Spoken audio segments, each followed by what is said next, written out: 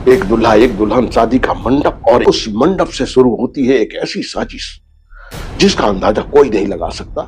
एक दुल्हन की मासूम ख्वाहिशों के साथ एक ऐसी खतरनाक साजिश जिसकी तैयारियां थी। काव्या की शादी का प्रोग्राम एक छोटे से मंदिर में रखा गया था जहां ये शादी होनी थी। काव्या की शादी हो रही थी और काव्या खुश थी कि आज तमाम अड़चनों के बाद उसका प्यार अविनाश से मिल गया।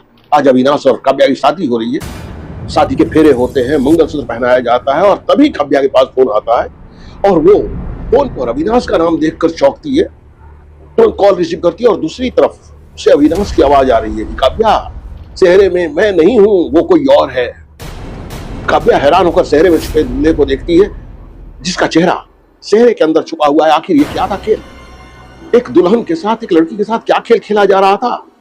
शादी के वक्त दुल्हा बदल चुका था। क्या था राज, क्या थी सच्चाई इसकी? मैं हूं पारस जायसवाल, मैं आपके लिए लेकर आया हूं एक ऐसी कहानी जो आपको हैरान भी करेगी और आपका मनोरंजन भी करेगी। सस्पेंस कहानियों की दुनिया में आपका स्वागत है। तो शुरू करते हैं आज की कहानी जिसका टाइटल है नकली दुल्हा।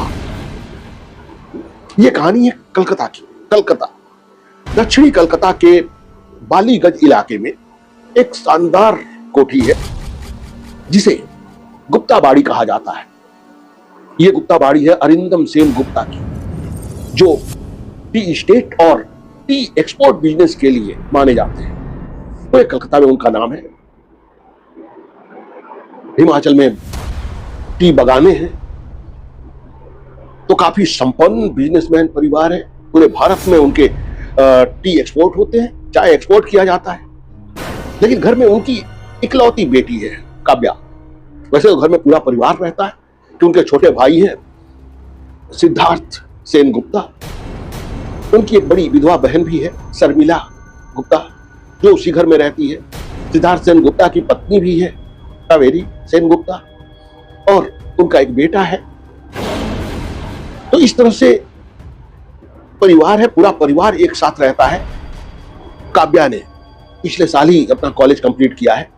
क्योंकि इकलौती बेटी है इसलिए अब बिजनेस में वो भी दिलचस्पी लेने लगी है। कॉलेज में इन 4 दोस्तों की एक डिग्री थी जिसमें अविनाश, मनीष, अजय और ये थी उन तीनों के बीच काव्या। तो चारों ने एक साथ ही कॉलेज किया है।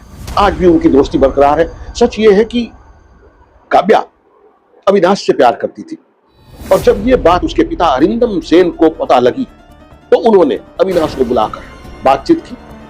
क्योंकि अविनाश ने भी एमबीए किया हुआ था, तो उसकी समझदारी और उसकी दूरदृष्टि देख के अरिंदम सेन गुप्ता को भी वो पसंद आ गया। उन्हें लगा कि उनका बिजनेस संभालने के लिए जैसा दामाद उन्हें चाहिए शायद ये उस लायक है जिसे काव्या ने पसंद किया है, और उन्होंने शादी की इजाजत दे दी। उन दोनों की धूमधाम से शादी की तैयारियां शुरू हो गई। 4 दिन पहले ही अरिंदम सेन गुप्ता की शादी की सालगिरह थी, तो बंगले में ही एक पार्टी रखी गई, इसमें सब शामिल हुए और पार्टी चली। वहां से उन लोगों को 150 किलोमीटर दूर अपने कुल देवी के मंदिर जाना था। तो रात को पार्टी खत्म हुई और वो लोग वहां से निकल गए, अरिंदम सेन गुप्ता और उनकी पत्नी। और ऐसा संजोग हुआ कि रास्ते में ही उनका एक्सीडेंट हो गया। उन्हें हॉस्पिटल पहुंचाया गया, घर वालों को खबर मिली, सब लोग भाग के पहुंचे। लेकिन तब तक दोनों दुनिया छोड़कर जा चुके थे कि मौत की वजह से काव्या की शादी जो तय हुई थी वो शादी को रद्द करना पड़ा, कैंसिल करना पड़ा। उन दोनों की मौत को लेकर पुलिस की छानबीन अभी भी चल रही है। उनकी मौत को 3 महीने गुजर चुके हैं। सिद्धार्थ सेन गुप्ता और शर्मिला गुप्ता जो बुआ है, जिसे पीसी कहा जाता है बंगाल में, वो काव्या को बहुत मानती है, वो बेटी से भी ज्यादा मानती है। और वो चाहती है कि भैया की जो इच्छा थी कि अविनाश के साथ शादी हो जाए, वो शादी होनी चाहिए। देर करने का कोई मतलब नहीं है। तो उसकी कोशिशों से आखिरकार घर में यह तय होता है कि बहुत धूमधाम से शादी नहीं की जाएगी, बल्कि साधारण ढंग से एक मंदिर में शादी की जाएगी। अविनाश और काव्या की शादी हो जाएगी और देखेंगे बाद में जो भी रिसेप्शन करना है या जो भी। काव्या अपने घर वालों के साथ सज धज कर मंदिर पहुंच गई। मंदिर में पंडित बैठ चुके थे, इंतजार चल रहा था क्योंकि अविनाश आया ही नहीं। अब अविनाश का इंतजार चल रहा था, मुहूर्त बीता जा रहा था और काव्या परेशान होकर अविनाश को फोन कर रही है, कहाँ रह गया। फाइनली अविनाश की गाड़ी रुकती है, अविनाश उतरता है, शहरे में है, वो आके जल्दी से बगल में बैठता है और लोग कहते हैं कि जल्दी शादी शुरू करवाइए। अब वो शादी के मंत्र पढ़ना शुरू करते हैं, शादी के रस्में पूरी करवाना शुरू करते हैं। फाइनली दोनों को खड़ा करके और कहा जाता है कि भाई फेरे लीजिए। दोनों खड़े होकर फेरे ले रहे हैं। बाकायदा इन सब चीजों की वीडियो बन रही है, फोटोग्राफी हो रही है। तो मंदिर में भले ही शादी हो रही थी, लेकिन फोटोग्राफी हो रही थी, वीडियोग्राफी हो रही थी। कई फोटोग्राफर वीडियोग्राफर थे जो अलग अलग एंगल से इनकी तस्वीरें ले रहे थे। आखिर वो दुल्हा काव्या के गले में मंगलसूत्र पहनाता है और तभी काव्या के मोबाइल की बेल बजती है। काव्या देखकर हैरान होती है क्योंकि उस पर क्लेश हो रहा है। अविनाश अब ये परेशान होकर तुरंत कॉल रिसीव करती है और दूसरी तरफ से आवाज आ रही है, अविनाश की आवाज। और अविनाश कह रहा है, काव्या मैं अविनाश बोल रहा हूं। अब वो शॉक्ड होकर प्यारी दूल्हे को देख रही है कि दूल्हा कौन है, फिर किसके साथ मेरी शादी हो गई, ये मेरा अविनाश नहीं है। और दूसरी तरफ अविनाश कह रहा है कि मेरी बात सुनो, कुछ मत बोलना, अभी कुछ मत बोलना, सिर्फ मेरी बात सुनो। दरअसल मेरे हाथों एक कत्ल हो गया है। हाँ, मैं बहुत बड़ी मुसीबत में फंस गया हूँ, इसीलिए शादी में नहीं पहुंच पाया। मेरे हाथों एक कत्ल हो गया है और मैंने ही भेजा है, वो कोई और नहीं, मेरा दोस्त मनीष है जो दुल्हा बना बैठा है। उसने जानबूझकर शहरे में तुमसे शादी की है ताकि बाद में मैं पुलिस में साबित कर सकूं कि जिस वक्त कत्ल हो रहा था उस वक्त मैं शादी कर रहा था।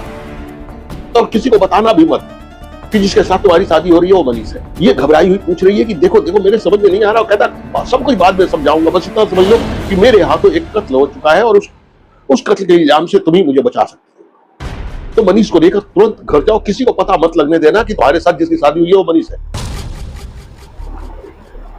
काव्या मजबूर है। काव्या शादी के बाद कहती है मेरी तबीयत कुछ ठीक नहीं लग रही है, तो इसी हुआ हम लोग घर जाएं क्या। तो वो दूल्हे के साथ ही गाड़ी में बैठती है और वहां से निकल जाती है। किसी को पता नहीं लग पाता कि शादी अविनाश के साथ नहीं बल्कि मनीष के साथ हुई। दोनों घर आते हैं। अब ये परेशान होकर काव्या वापस फोन लगाती है तो उसका फोन बंद पड़ा है, अविनाश का फोन बंद है। घर के सारे लोग वापस आ जाते हैं मंदिर से और पूछते हैं कि अविनाश भी तुम्हारे साथ आया था। मनीष हॉल में बैठा हुआ है। इस वक्त वो दूल्हे के लिबास में नहीं है, सादे कपड़ों में है। और घर वाले काव्या से पूछ रहे हैं कि अविनाश जिससे तुम्हारी शादी हुई है वो कहां है। और काव्या कहती है कहीं बाहर गया है, आ जाएगा। इंतजार करते करते रात हो जाती है। रात को फिर अविनाश का फोन आता है और अविनाश घबराया हुआ है। कहता है कि देखो मुझे ये शहर छोड़ के जाना होगा। मुझे लगता है कि मैं यहाँ रहूंगा तो फंस जाऊंगा, मुझे पुलिस पकड़ लेगी, मुझे जेल जाना पड़ सकता है, मैं इस शहर से चला जाऊंगा, मुझे इस शहर से जाना है। अब वो घबरा कर बोले जा रहा है और ये कहती तो मुझे बताओ हुआ क्या है, मामला क्या है, मैं तुम्हारी हेल्प करूंगी। तो दूसरी तरफ से कॉल वापस डिस्कनेक्ट हो जाती है। ये पूरी तरह परेशान, समझ में नहीं आ रहा है। तब तक पीसी बुआ अंदर आती है और वो पूछती है क्या बात है, तो परेशान लग रही है। कहती नहीं पीसी कोई बात नहीं। कहती नहीं कुछ तो बात है। अरे बाबा तू मेरी बेटी की तरह है, बता क्या बात है। वो सही में बेटी की तरह मानती है, प्यार करती है और इसीलिए दबाव डाल के पूछती है। और तब ये काव्या परेशान सी रो पड़ती है और बताती है कि बुआ सच ये है कि मेरी शादी अविनाश के साथ नहीं हुई है बल्कि शहर में मनीष था। अविनाश ने ऐसा ऐसा फोन किया था, अभी भी फोन किया था। वो कह रहा है कि शहर छोड़कर भागना पड़ेगा, शहर छोड़कर जाना पड़ेगा। तो बुआ कहती है कि किसका कत्ल किया उसने, कुछ नहीं बताया। बोले कुछ नहीं बताया। कहती है हम उसे ढूंढ लेंगे जो भी है और तुम चिंता मत कर, हम सुबह होते ही एसीपी के पास जाएंगे। एसीपी प्रसन्नजीत है ना, वो भैया का बड़ा पुराना दोस्त है, मुझे भी अच्छी तरह जानता है। मैं कल चल के उसी से बात करती हूँ, हम उसी से पूछेंगे। काव्या कहती है उसको बताने की जरूरत नहीं है कि अविनाश ने कत्ल किया है वरना मामला और उलझ जाएगा। कहती है नहीं बताएंगे लेकिन पता तो करें। अब दूसरे दिन शर्मिला, पीसी बुआ और काव्या दोनों सीधे एसीपी असिस्टेंट पुलिस कमिश्नर के ऑफिस पहुंच जाती है। प्रसन्नजीत जो सही में बुआ को जानता है, शर्मिला को जानता है, देखते ही कहता अरे दीदी आइए आइए, कैसे हमारी याद आ गई। आपके हाथ की चिंगड़ी मलाईकारी मैं आज तक नहीं भूला। बहुत जगह खाया लेकिन आपके हाथ का जो चिंगड़ी मलाईकारी था उसका टेस्ट अभी तक कहीं नहीं मिला। तो मतलब इस तरह का रिश्ता है। वो उससे बात करना शुरू करती है। कहती है एक जरूरी काम से आई हूं। पूछता है हाँ बताइए क्या काम है। तो कहती है कि कल हमारे पालीगंज और आसपास के एरिया में किसका किसका कत्ल हुआ है। और ये सुनकर हैरान होता है। कहता है कत्ल। कहती है हाँ हमको यही जानना है कि कल शाम को 4 बजे के बाद और रात को 8 बजे के पहले इन 4 घंटों में पालीगंज और आसपास के एरिया में किसका मर्डर हुआ है और कितने लोगों का हुआ है, वो लोग कौन हैं। एसीपी प्रसन्नजीत सुनकर हैरान होता है लेकिन तुरंत वो फोन लगाता है, आसपास के सभी थानों में फोन कर करके पूछना शुरू करता है और फाइनली वो इन लोगों को बताता है कि कल 4 से 8 बजे के बीच आसपास के एरिया में थानों में कोई कत्ल नहीं हुआ है, ना कोई लाश मिली है, ना कोई कत्ल हुआ है और ना कोई FIR रजिस्टर्ड हुई है। आखिर बात क्या है, मुझे पूरी बात बताइए। अब काव्या सुनकर और हैरान है। काव्या और शर्मिला दोनों एक दूसरे को देखती हैं और आखिर काव्या उठकर खड़ी होती है, कहती है थैंक यू अंकल, अगर कुछ जरूरत हुई तो मैं बाद में आपसे संपर्क करूंगी। शर्मिला और काव्या जब प्रसन्नजीत से बात करके निकल रही हैं, तभी एसीपी प्रसन्नजीत शर्मिला को रोकता है और कहता है बैठिए दीदी, एक बात और आपको बता देती। दरअसल अरिंदम का पिछला रिपोर्ट जो हमने टेस्ट के लिए भेजा था, वो रिपोर्ट आ गई है और उस रिपोर्ट से भी यही बात साबित होती है कि वो एक्सीडेंट नहीं था बल्कि वो मर्डर था। किसी ने उनको नशे की दवा दी थी, जिसकी वजह से जब वो गाड़ी चलाते हुए कुल देवी मंदिर जाने के लिए निकले तो रात का वक्त था, वो नशा उनके ऊपर चढ़ने लगा जो उनको खिलाया गया था और उस नशे की वजह से वो कंट्रोल खोने लगे और इस ब्रेक से भी छेड़छाड़ की गई थी। तो कोई ऐसा है जो उस दिन पार्टी में मौजूद था जिसने ये सब कुछ किया था कि और अब हम जल्दी ही हत्यारे को गिरफ्तार कर लेंगे। ये सुन के काव्या और शर्मिला दोनों ही और भी हैरान होती हैं और वहां से निकल जाती हैं। दोनों घर पहुंचती हैं। अब दोनों के दिमाग में एक साथ कई बातें चल रही है। हाँ, काव्या कहती है कि अगर पापा की हत्या हुई थी तो कौन कर सकता है, ये किसका हाथ हो सकता है इसके पीछे। और शर्मिला कहती है मैं अभी कुछ नहीं कह सकती, घर का माहौल भी देख रही हूँ, कंपनी में भी क्या कुछ चल रहा है वो भी मैं देख रही हूँ। मनीष अजय को भी पता लग चुका है कि अरिंदम की मौत कोई एक्सीडेंट नहीं बल्कि एक हत्या थी। अब वो दोनों अविनाश के बारे में बात कर रहे हैं और काव्या अंदर गई है। अजय और मनीष के बीच बात होती है और अजय कहता है कि मनीष कहीं ऐसा तो नहीं कि अविनाश ने ही काव्या के पिता को मारने की साजिश रची हो, उसने ही उन्हें कोई नशा खिलाया हो। जबकि अविनाश को यह बात पता लग गई कि पुलिस को शक है और मिश्रा टेस्ट रिपोर्ट भी आ गई है, तो वो शादी से पहले ही गायब हो गया। कहां चला गया वो? अब अंदर से आ रही काव्या भी ये बात सुनती है और वो शॉक्ड है। उनकी बात सुनकर उसे भी लगता है कहीं ऐसा तो नहीं, आखिर अविनाश इस तरह गायब कैसे हो सकता है।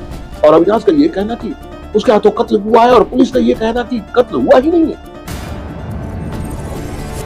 काव्या कुछ बोलती नहीं है, लेकिन मनीष और अजय से ये कहते हैं किसी तरह अविनाश का पता लगाओ, उसका अगर फोन आए तो मुझसे बात करवाओ, किसी तरह पूछो कि वो कहां है, कहां छुपा हुआ है। मनीष और अजय तो चले जाते हैं।